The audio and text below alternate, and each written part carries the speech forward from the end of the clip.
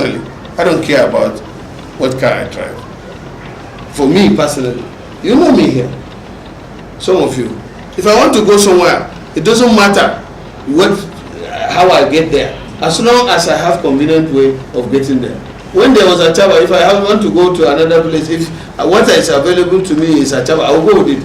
Keke Nape, even now, I take Keke Nape to go where I want to go. If I see drop in Abuja now, I take drop sometimes to go where I want. Like, we used to pray in one place with my friend, and we don't want to use two vehicles. So by the time I come sometimes, my driver, if I close from office, and I ask him, where are you? He will say he's in the mosque. My driver is gone. What, do I pick my car to meet him in the mosque? I just take a drop, meet him in the mosque, we pray. After that, we join his car and come back. And they do. So it's not a big deal. But I will not. That is because me, I hate injustice.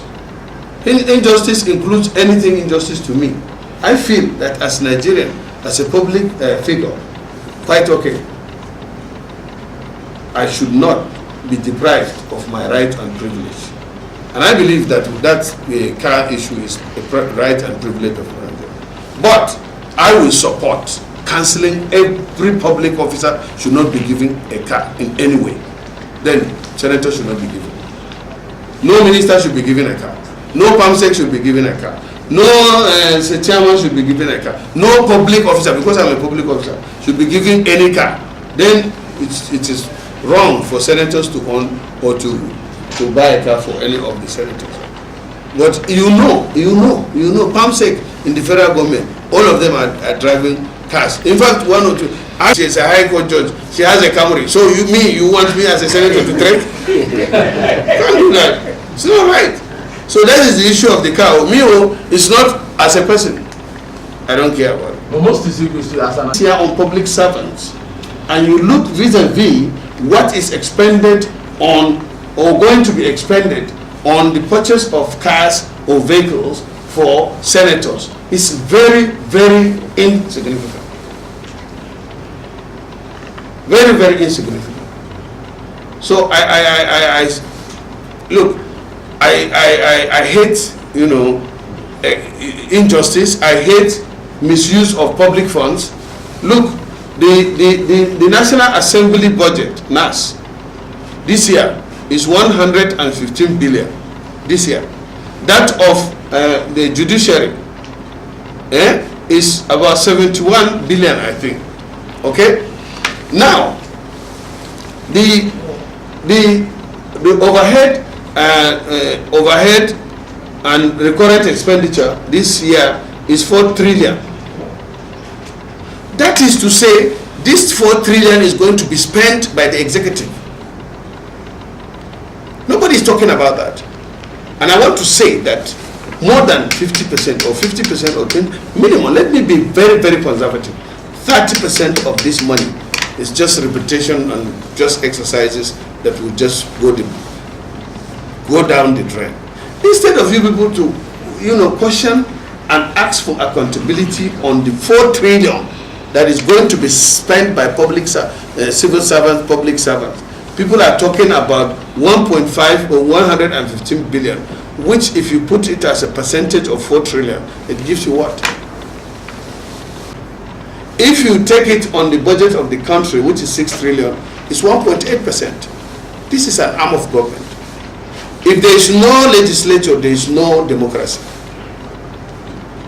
And it is the legislator that you come here, even you press, to come and worry and ask all this question and give him all the press punches.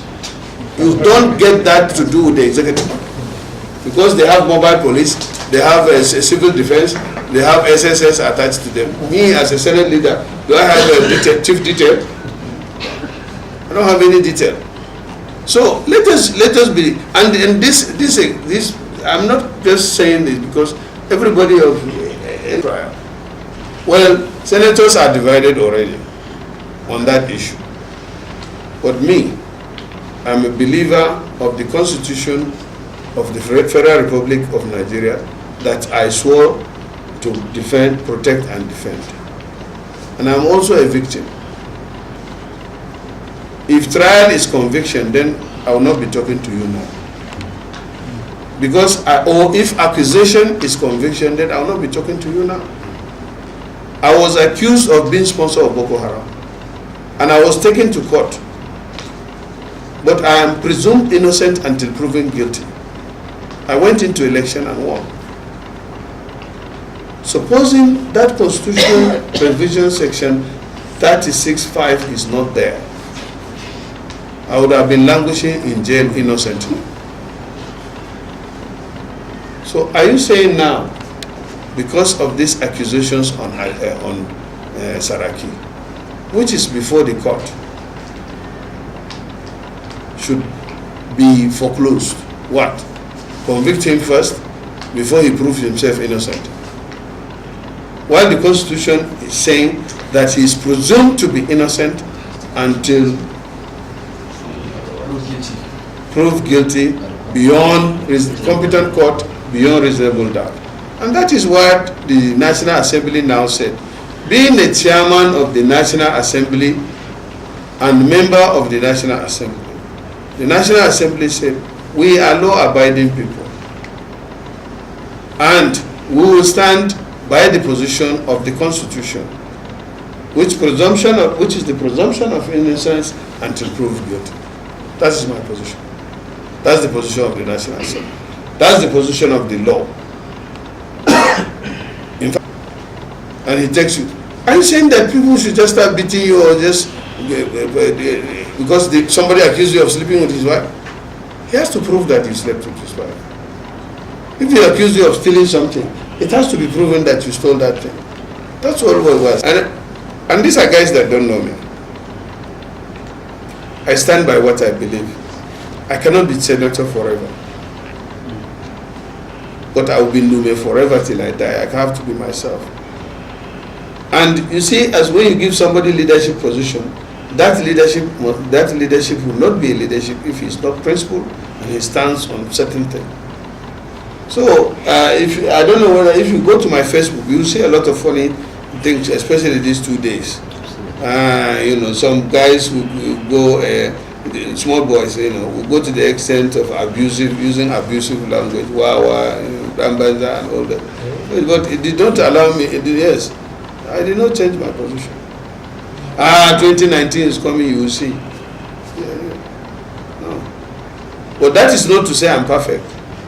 Like now, when we made the mistake of changing the rules in the middle of the game, and you people shouted, we retreated. The amendment of CCC, when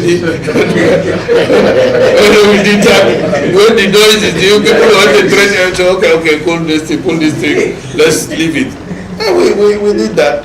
So it means we are responsive to public reaction, to public views. So I think I'm done with that, and that's it. So we can go from there. And I say man of integrity and man of maturity. The international community have now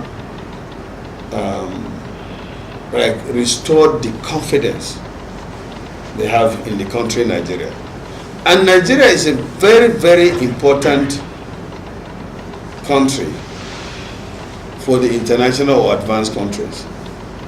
And the other countries are reluctant for political reasons and political exigencies.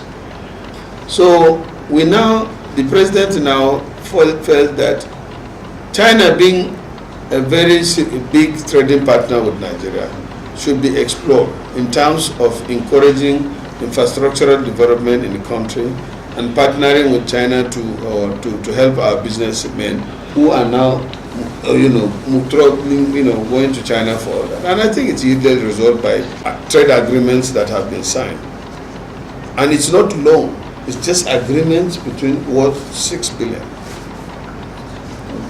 The presidency have made clarification on that. Now, coming back to your main question, that another major achievement is China is one of our biggest trading partners. Everybody goes to China now from Nigeria, and everything is from China. If you look at H1 Agro also, some of us are even 100% China. Everything here is China. Everything here is China. And even what we are wearing, most of it you discover is Chinese. Even our underwear, our handkerchief, all these things. So that is about that. Now the exchange was based on dollars before. Yes. Now with this new agreement was before. China will give you quotation. They are using yuan. Is it what is that? Yuan. China yuan. Chinese yuan. Before they will quote their importation and everything in dollars. That is the yuan value to dollar, and then they send it to you. You have a naira. Now you convert your naira to dollar, then send it to Chinese man. Who Chinese man will convert that his dollar to yuan. So what Nigeria, this new agreement is saying, I think I'm doing it very now. Yes. So instead of that, Nigeria naira. I think it's a matter of convenience. Many people feel that Borno is not safe, being the epicenter of the insurgency crisis, and being that we still have sporadic incidences or isolated incidences. You understand? If not, everybody knows that the Boko Haram affected only 5 or 6 local governments in northern Adamawa, right? And we know that at one time 22 local governments, or even 22 or 20 local governments were affected before. Okay, about 20. Now, everybody knows that. And the government reactions is mostly concentrated in here. The federal government last time, when they made release from the strategic grain reserve, 50% of it was allocated to us. Even now, the allocation of 300 trucks, I don't know whether you are aware of that. The federal government, Mr. President, has approved the release of 300 trucks from the strategic grain reserve to be shared based on the previous formula. And that is 150 trucks or thereabout will be delivered to Borno, 100 trucks to Yobe, and 50 trucks to Adamawa. But as I said, if Powell went to Adamawa, that is, but I sat down with her for 2 hours on Thursday. I came here Friday. I was with her. We sat down. They were the ones. She was the one that invited us for a meeting with Michael Harvey, who is the we saw that. Oh, you saw it. So we sat down. They recognized that I'm the senator from the place, and we sat down and we talked. And my visit to Damboa now, where I had some. This is part of the agreement I had with Mrs. Power, to send her to be, she gave me her email to be sending her this document so that she would be presenting it and make that. So that is that. Speaker went there. The reason why Speaker went, so we said the Speaker should go to. Okay. We asked the Deputy Senate President to go, was in Adamawa. You understand? And we could not go to either of them could not go to Yobe because there they don't have a designated IDP camp. So that is it about that. That's the politics in that one. IDPs and IDP camps are two different things. I am an IDP. And you too. Yes. Not to some extent. You are not. I am. How no? Limankara Boza is not yet open. So yeah, I'm more of an IDP than you. Are in the IDP camps. And when we talk about IDP camps, IDP, nobody thinks of the IDP camps that are living within the community. Host communities. Everybody is talking about IDP in the IDP camp, and that is where the concentration is. And people are dying. People are out there, really facing serious physiological threats of hunger, disease, and poverty. So, this IDP people, this IDP issue is not going to the camps that matter now.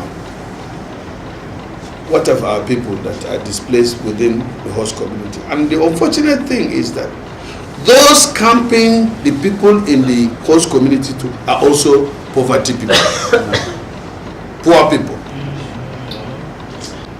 And our number 3 problem is health challenges and suppressed. But our problem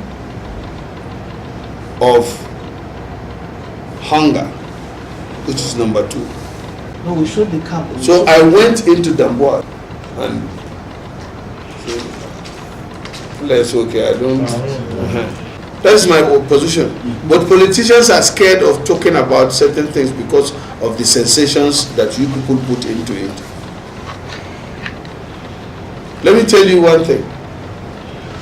I've never gone to any of the camps in Abuja. I'm not a desperate politician. You know all of them. I'm in Abuja and I am an IDP. Our boys. That's 60 that. So at the time I came last week, they said they have bought, was it 9 or so? And this thing is that you have too much supply. We are not talking about state of whatever you can in the academic field. The threat that the GOC faced, when I came today, even that going to Damboa, it was like this. You know what I did? When I see that they don't want me to go, I just arrived there this morning. Food worth 6 million naira to them. With the help of my friends, they will open the Madagali Goza Road